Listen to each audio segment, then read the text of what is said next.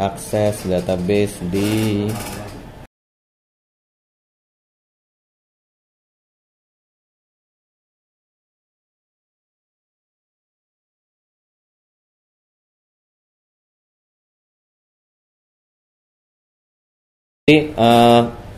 kita sekarang ini di Java teknologi akses database itu sebetulnya sudah 1, 2, 3, 4, 5 sudah diabstraksi yang 5 lapis ya.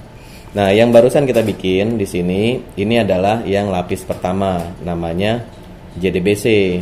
JDBC itu kita berurusan dengan data source, kemudian prepare statement dengan SQL ya. Nanti ada level 2. Level 2 ini masih ngurusin SQL dan koneksi, tapi SQL dan koneksinya bisa dipindahkan ke file yang lain. Nah, itu contohnya MyBatis. Zaman dulu iBatis namanya. Jadi masih ada, masih dikembangkan juga sampai sekarang. Jadi ini dikeluarin ke text file, XML ya. XML kan text file. Keluarin ke text file, kemudian yang mappingnya ini juga dikeluarin ke text file. Jadi kita seperti ORM, tapi dia mappingnya kita bikin sendiri. Bikin sendiri artinya kita bikin sendiri query join-nya, kemudian hasil join di mapping lagi ke field mana gitu ya. Nah, itu level 2. Level 3 itu sudah otomatis pakai Hibernate ya. Kemudian yang bikin Hibernate semacam Hibernate ternyata banyak. Ada namanya Eclipse Link, zaman dulu namanya Toppling.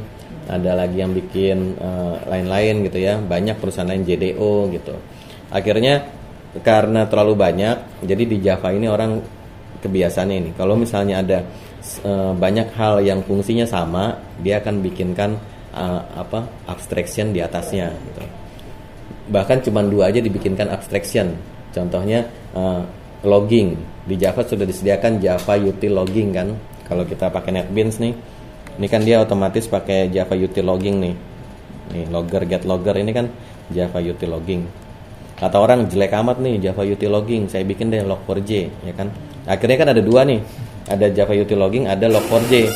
Orang mikir lagi, ini susah amat nih, saya mau pindah jadi susah. Ya udah, saya bikinin commons logging.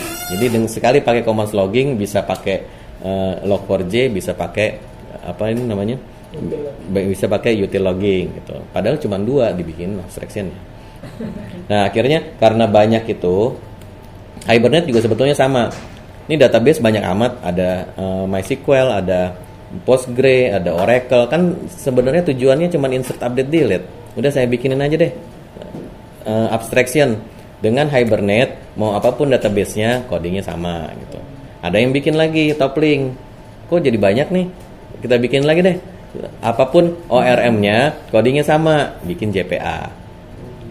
Jadi JPA itu asal usulnya. JPA itu gimana pembedaannya dengan Jadi Oracle bikin Toppling.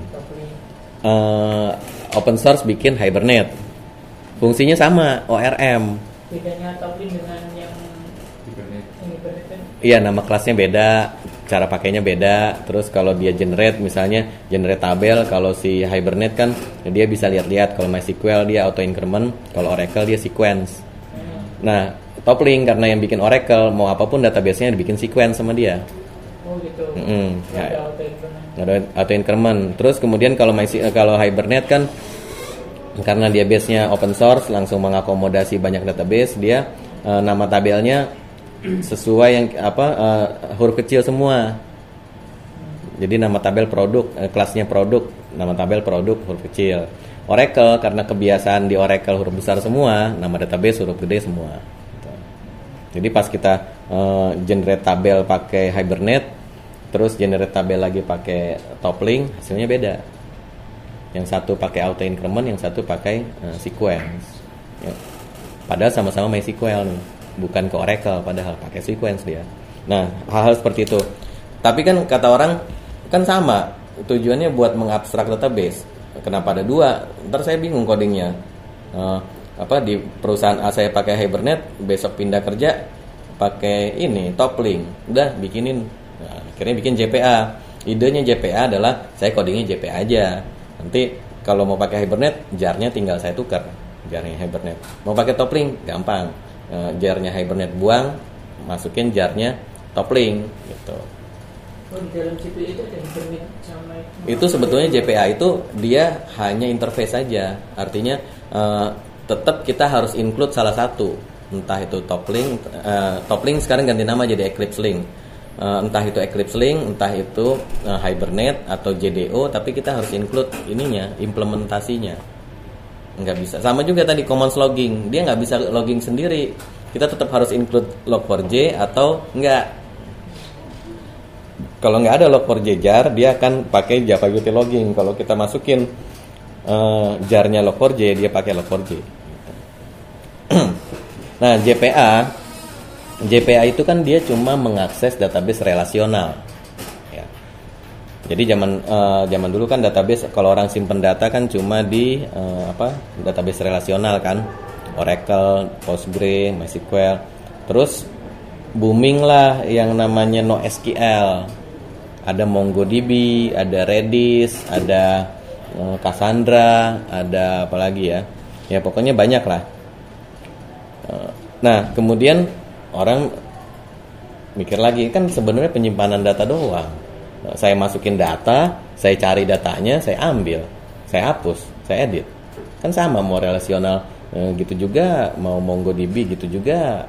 Cuman cara query-nya aja beda-beda. Ya udah bikinlah Spring Data JPA. Codingnya satu aja, backend-nya bisa banyak macam-macam gitu. Jadi sekarang kita sudah di level ke 5. Kenapa? Ya karena ya mentalitasnya seperti itu. Masih, ya kalau ORM itu masih yang 3. Nah, jadi sebenarnya kalau kita pakai ORM, sebetulnya kan di dalamnya adalah JDBC juga. Kalau kita pakai JPA, ya di dalamnya adalah ORM juga. Kalau kita pakai Spring Data JPA, ya di dalamnya ORM juga, yang sebetulnya adalah JDBC juga. Nah, jadi seperti itu. Nah, si Spring Boot ini dia sudah pakai Spring Data JPA. Jadi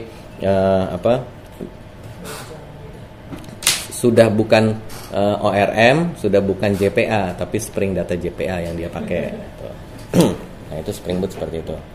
Tapi nggak apa-apa, nanti kita akan catch up ya. Artinya ya itu kan sebetulnya evolusi bertahun-tahun ya. Tapi ya yang masa lalu biarlah berlalu, kita yang penting tahu sekarang gimana cara codingnya kan gitu.